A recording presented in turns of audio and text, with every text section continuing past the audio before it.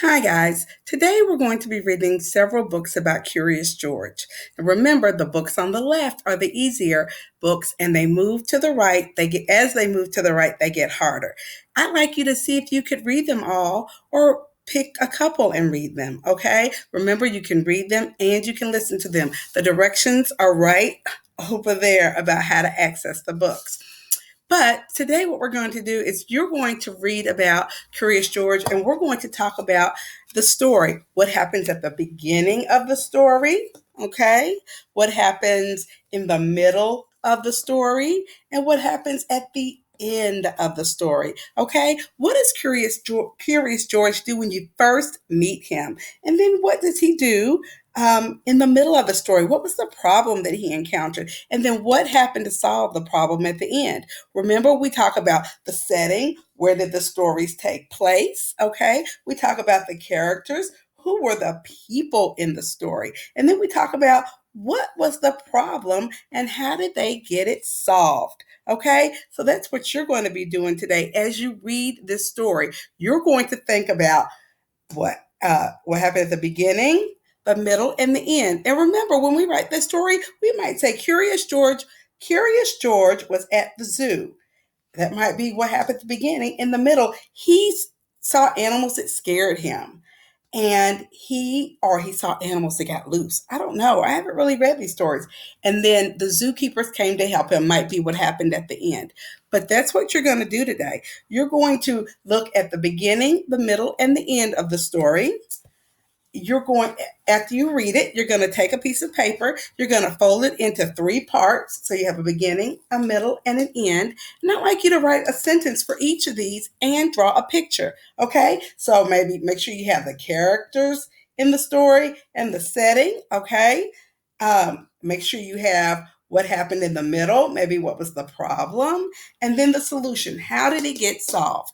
You're going to write about it and you're going to draw a picture. Okay, three things. Now, I want you to think about, as you're reading your story, if you come to a problem and you need to solve the words, remember what we do first. We always start at the front, at the first word, and we read from left to right. We always pause at punctuation, okay? But if you come to a word that you don't know, these are the things you need to remember to do. First, we read what we know. I don't know what that word is. So I start with and maybe I chunk that word, okay? I might say full, okay? So now I have full, and I might just say, see, that says ow, flowers, flowers. It would be the same if the word was cat, okay? At, cat. I'll go full, ow, flowers, flowers. Now, another thing, if that's even hard to do at that point, when I get to this one, I always say the first sound. The sound, the first letter in that word I don't know. So I get here, I see the I could check my picture. What up here begins with the sound? Is it house? No. Is it bird? No. Clouds? Mm-mm. Tree? Uh-uh. Sun? Nope. Flowers? Flowers. Let me see if this word could be flowers. Flowers. Okay? That's what you do to solve words that you don't know.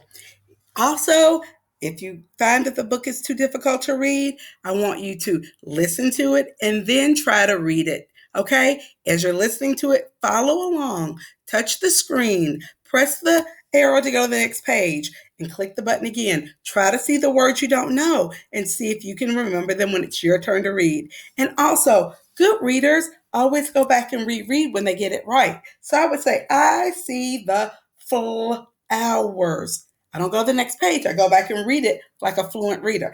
I see the flowers. You're going to do a great job, and I'm super proud of you.